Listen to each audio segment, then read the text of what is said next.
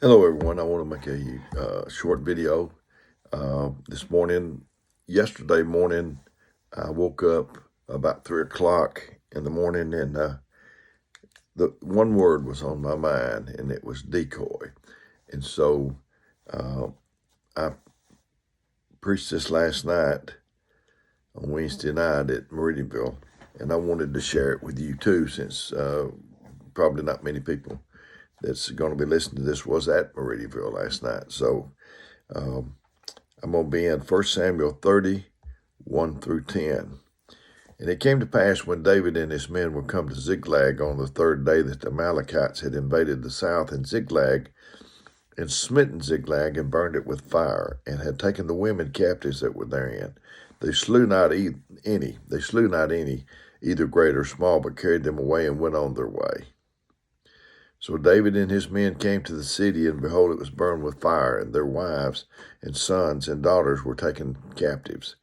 Then David and the people that were with him lifted up their voice and wept until they had no more power to weep. And David's two wives were taken captive, and it gives their names here. And David was greatly distressed, for the people spake of stoning him, because the soul of all the people were grieved, every man for his sons and daughters. But David encouraged himself in the Lord. That's what you have to do. That's what I'm trying to do this morning. I've encouraged myself, and I'm trying to encourage you. I don't wait on someone to call me and say, Brother Dale, now you need to lift your mind up today. I'm trying to do that. And if I have any left over, I try to help you with it too. And David said to Abiathar the priest, Ahimelech's son, I pray thee bring me hither the ephod. And Abiathar brought thither the ephod to David, and David enquired of the Lord, saying, Shall I pursue after this troop? Shall I overtake them? And he answered him, Pursue, for thou shalt surely overtake him, and without fail recover all. So David went, and 600 men that were with him, and came to the brook Besor, where those that were left behind stayed. So they recovered everything. And there are many lessons in the story of Ziklag. I have preached it before and talked about the distractions, and I've talked about settling for less as two of the themes but today I want to talk about decoys. You know, a decoy is some kind of bird or an imitation of one the hunters use to attract other birds, to get them to come in. It looks perfectly harmless. These decoys are sitting there, and it doesn't look like anything is wrong, but it's just to lure them in. If you ever watch duck hunting on TV, I don't, but good duck hunters have decoys that look so real. They move to imitate real ducks. They make quacking sounds like ducks, and real ducks are lured into the belief that those decoy ducks are real ducks. That becomes a really good decoy away from faith and trust in God. The real trouble is clear. Landing with a decoys may result in death. And the enemy that we fight against has decoys too. He'll bring them up in an insignificant battle. He'll get you to fighting things that really aren't important, to tire you out and to keep you from fighting the important battles. Just something insignificant that really doesn't matter anyway. He'll have you putting fires out all the time. So save your strength and don't tire yourself out fighting these little battles. I know Jesus, when he was standing in front of a ruler, he didn't say anything, and the ruler said, Answer thou nothing? And Jesus said something like, Thou hast spoken, or whatever. He didn't waste his time.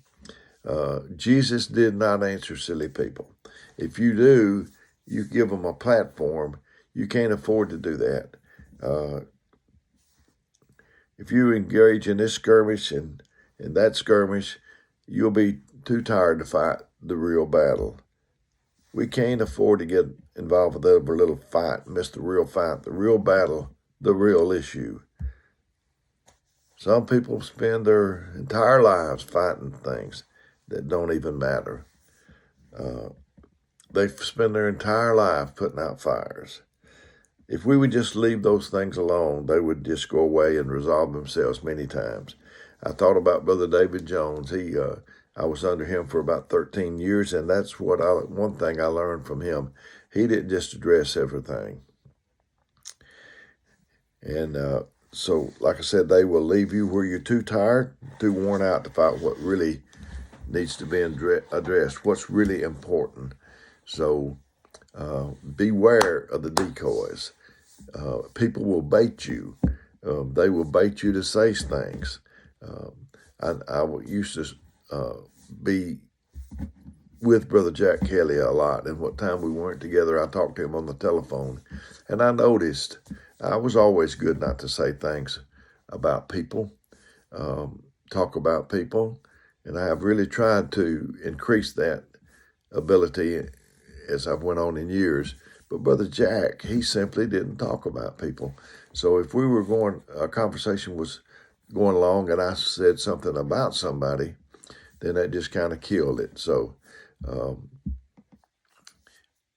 it's not always expedient to comment, even if you know the truth. Some things are just best leave alone. And don't be baited. Don't take the decoy. Don't be fooled by the decoy.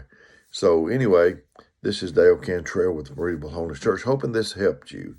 I didn't come to replace your ministry. You getting to go to church, only supplement if I could.